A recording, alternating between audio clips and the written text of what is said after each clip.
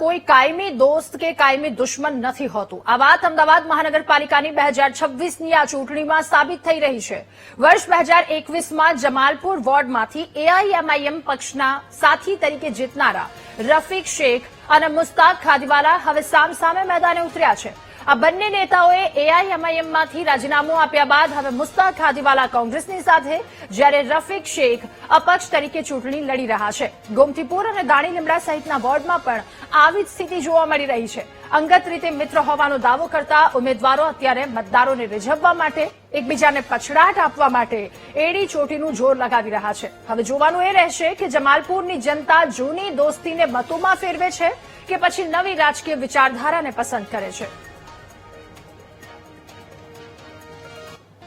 પૂરું સમર્થન મળી રહ્યું છે. મને આપણે તમે જુઓ કે કુરેશ ચોકથી લઈને આખું સૈયદવાડ, ખાનપુર સૈયદવાડો છે, પંજાબીનો ડેલો છે, પછી હવે અહીંયા વચ્ચેનું જે અબ્દુલ વહાબ સાહેબનો ટેકરો છે, લાલ દરવાજા જાન સાહેબની ગલી છે, અહીંથી રાયખડ, જૂનો રાયખડ વિસ્તાર છે, ત્યાંથી બી મને પૂરું સમર્થન મળી રહ્યું છે. આગળ તમે સોદાગરની પોળ છે, જૂના જમાલપુર વિસ્તારના ઘણા લોકો મારા સાથે છે અને સમર્થન આપી રહ્યા છે અને મને પૂરો વિશ્વાસ છે હું જીતવાનો છું, એ નક્કી છે. જમાલપુરની પબ્લિક બહુ જાગૃત છે, બધું સમજે છે.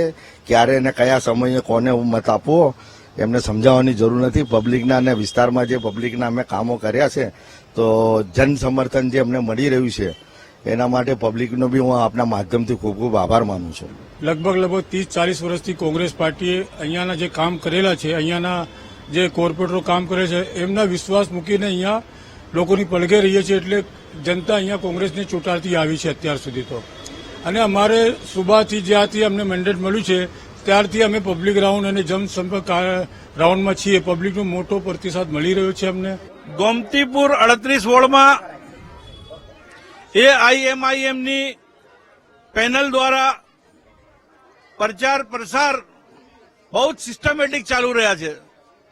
ઇલેક્શનમાં કોંગ્રેસ પાર્ટીએ જે પ્રમાણે કોંગ્રેસ પાર્ટીની અંદર કોંગ્રેસ પાર્ટીની વિચારધારાથી અમે સંકળાયેલા છે, પરંતુ જે નેતા બની બેઠેલા છે જેના કારણે કોંગ્રેસ ખતમ થઈ રહી છે એની સામે અમે લોકો મેદાનમાં ઉતર્યા છે.